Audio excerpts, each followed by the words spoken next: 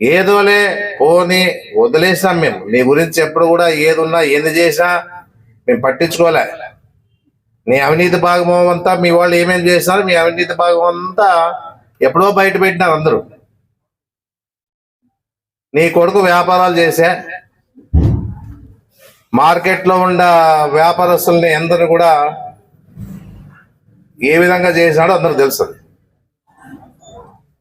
ఎంతమంది నాశనం అయిపోయినారో మీ కుటుంబాన్ని నుంచి అనేది అందరూ తెలుసాడా. మా కుటుంబాన్ని నుంచి ఎవరేం నాశనం కాలే. ఒక్కడిని పిలుచుకోరా, ఒక్కడు వచ్చి రెడ్డి ఇట్లా జరిగింది అని చెప్పమని. నాకు మీ మాదిరిగా మేము వ్యాపారాలు చేసి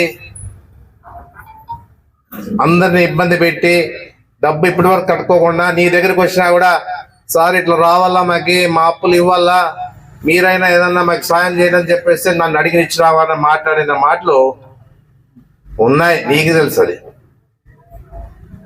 ఇంకా మీ బ్రదర్స్ ఏం చేస్తారో మీకు తెలుసు. ఇంక మేము చెప్పే పని ఏం లే. ఇవన్నీ మాట్లాడితే దండికి వస్తాయి.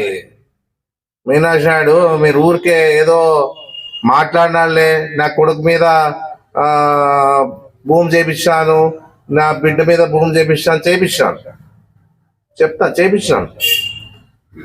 నేను మీ పార్టీలో నమ్ముకున్న వాళ్ళు ఎంతమంది నాశనం అయిపోయినారో తెలుసా నీకు? ఎలుగే పాండు సీట్ ఇచ్చినప్పుడు ఏం చేసినావు? ఓడిచ్చినావు.